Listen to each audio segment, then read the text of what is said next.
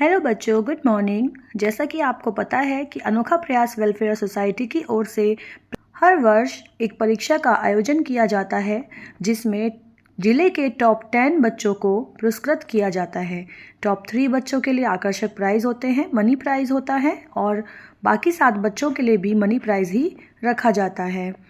तो इस परीक्षा में किस प्रकार के प्रश्न उत्तर आते हैं, इसके लिए मैं रुचि रस्तोगी टीम अनोखा प्रयास की ओर से वर्ष 2023 का अनोखा प्रयास श्रेष्ठ पुरस्कार परीक्षा का प्रश्न पत्र लेकर आई हूँ।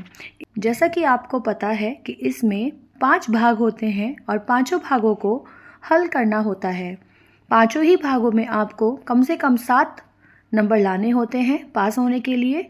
अगर आपके एक भाग में पूरे मार्क्स हैं और दूसरे भाग में 6 मार्क्स रह गए हैं तो आप परीक्षा में क्वालिफाई नहीं करेंगे। तो चलिए हम शुरू करते हैं पहले भाग से। पहला भाग है सामान्य मानसिक योग्यता परीक्षण। प्रत्येक भाग में 20 प्रश्न होते हैं। तो आज की वीडियो में हम सामान्य मानसिक योग्यता परीक्षण के 20 प्रश्नों को हल करेंगे। प्रश्न 1 से 3 में 4 पद हैं। 3 पद किसी न किसी रूप में समान है और अन्य पद तीनों, जो एक पद है वो अन्य तीनों पद से भिन्न है। हमें भिन्न पद को छांटना है और अपनी उत्तर पुस्तिका में के विकल्प को भरना है। ठीक है, तो चलिए स्टार्ट करते हैं। पहला प्रश्न है बच्चों, सूर्य, पृथ्वी, मंगल और बुध। तो देखिए, पृथ्वी क्या है? ग्रह। मंगल क्या है? ग्रह। और बुध क्या है? ग्रह। बट सूर्य जो है वो एक तारा है, तो इसमें जो भिन्न है वो सूर्य है। इसका आंसर है सूर्य। नंबर 2 है कार, टेम्पो, बस और हवाई जहाज। इसमें कार सड़क पे चलने वाला वाहन है, टेम्पो भी सड़क पर चलने वाला वाहन है और बस भी सड़क पर चलने वाला वाहन है। जबकि जो हवाई जहाज है ये वायु में उड़ने वाला ट्रांसपोर्ट है, तो इसलिए यह भिन्न पद है। भिन्न है तो इसका आंसर 4th है, हवाई जहाज। थर्ड प्रश्न क्वेश्चन है 17, 19, 21 और 23। आप देखिए इसमें क्या भिन्न लग रहा है आपको। 17 एक अभाज्य संख्या है, 19 भी अभाज्य संख्या है और 23 भी अभाज्य संख्या है।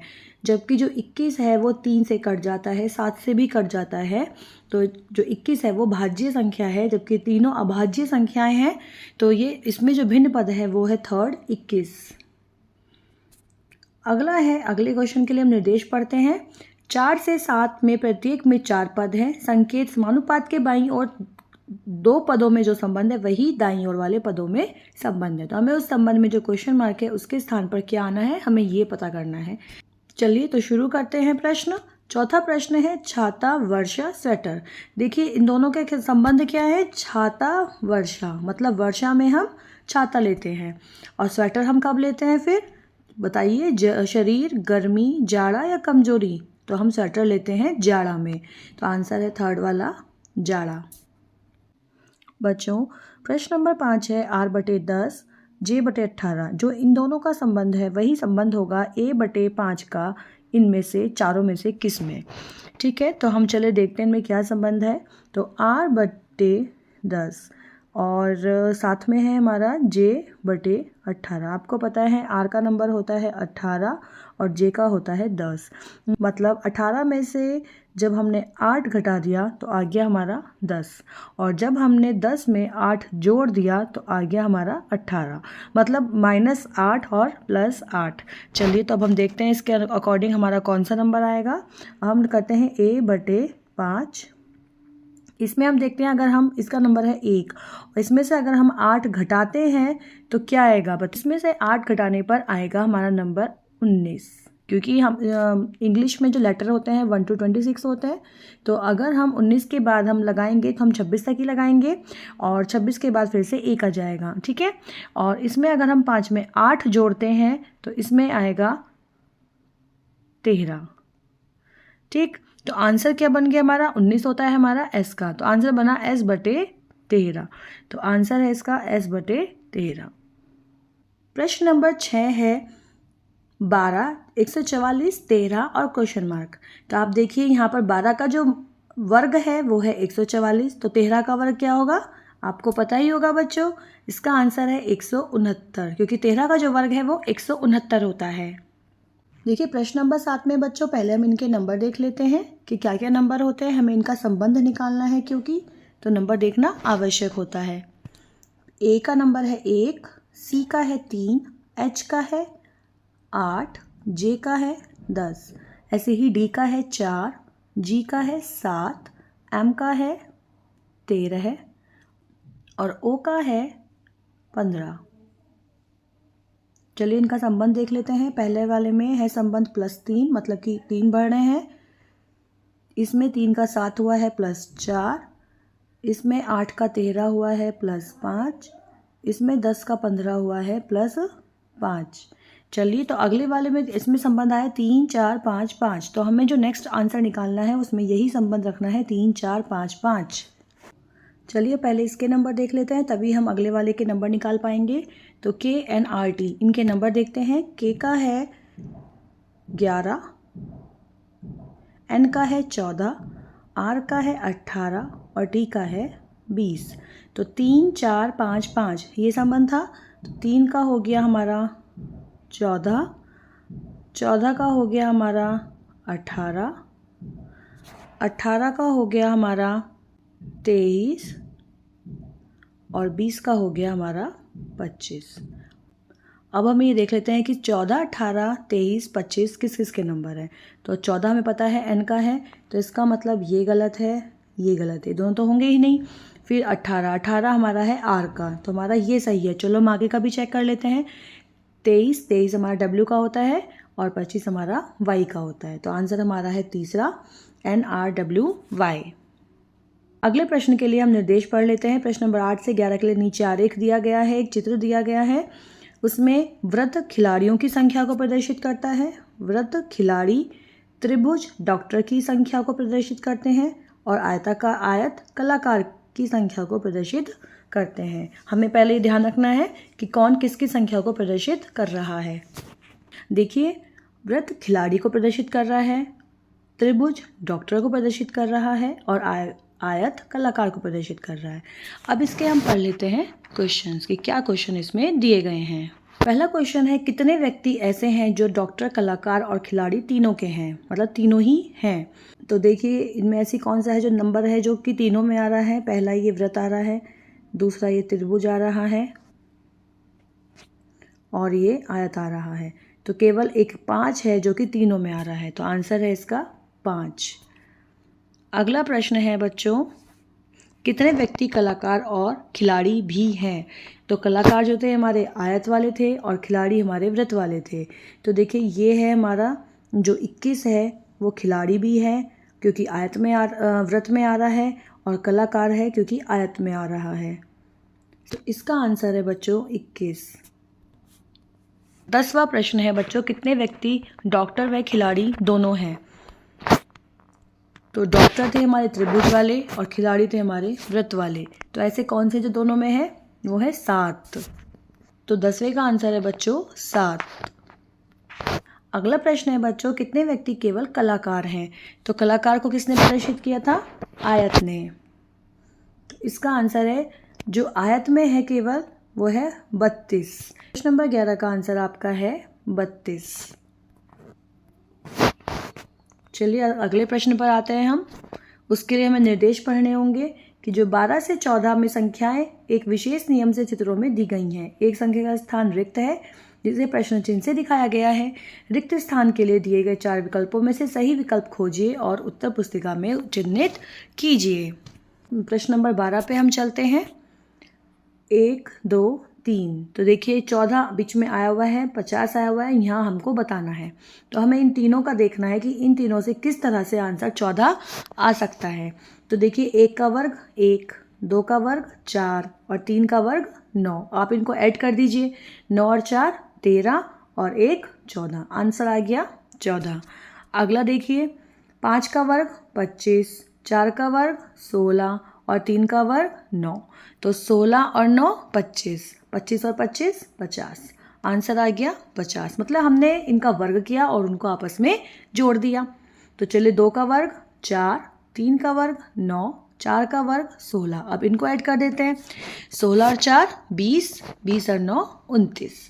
तो आंसर आएगा इसका 29। ठीक है।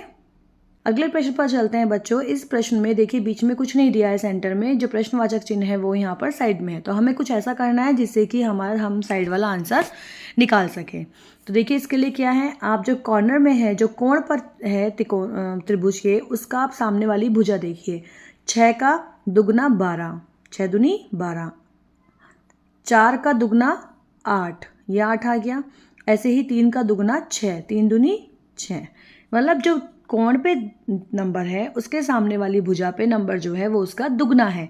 2 दूनी 4, 1 दूनी 2, 3 दूनी 6। ठीक है, अब इस पे आ जाइए। 5 दूनी 10, 4 दूनी 8। तो इसका दुगना कितना होगा बच्चों? 7 दूनी 14।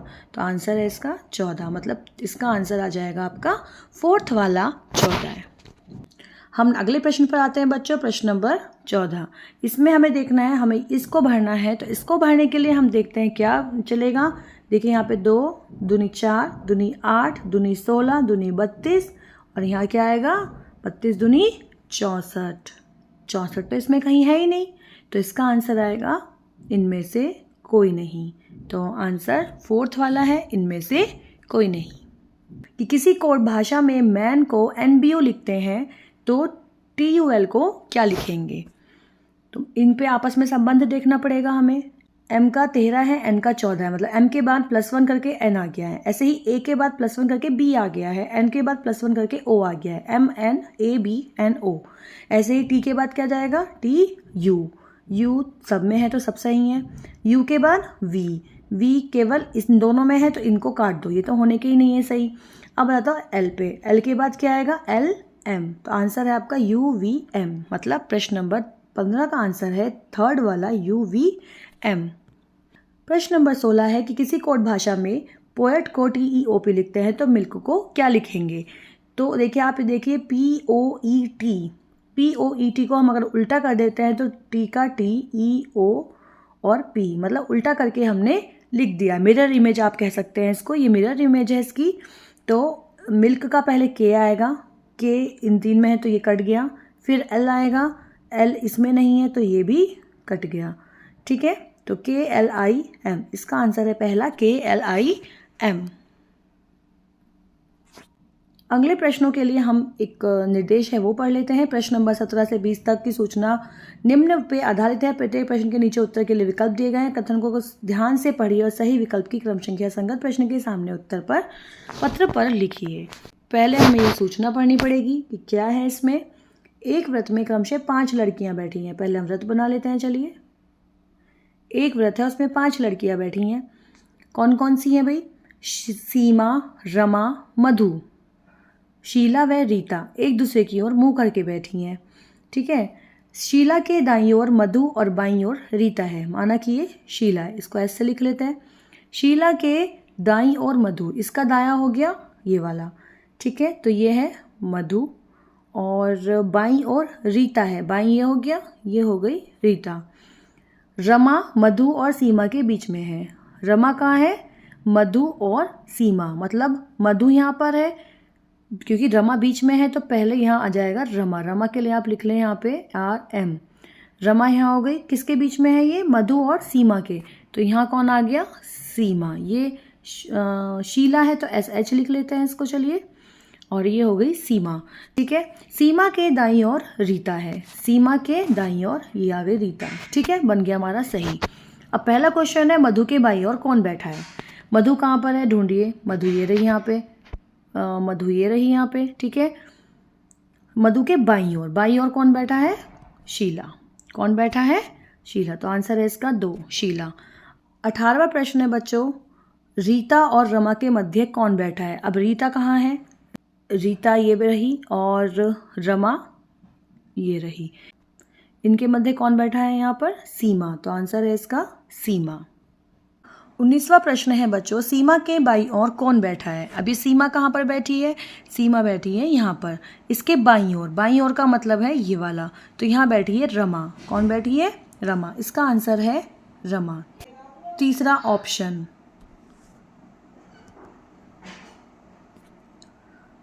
ऑप्शन सही है। प्रश्न नंबर 20 है बच्चों, रमा किसके दाईं ओर बैठी है। रमा यहाँ है तो रमा किसके दाईं ओर बैठी है? दाईं ओर का मतलब है ये इधर मधु के दाईं ओर बैठी है, तो आंसर है इसका मधु। तो प्रश्न नंबर 20 का आंसर हो गया मधु।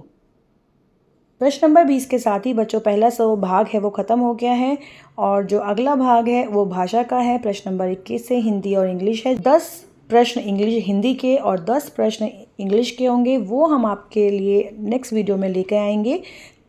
तब तक के लिए हमारे चैनल पर बने रहिए। थैंक यू, धन्यवाद।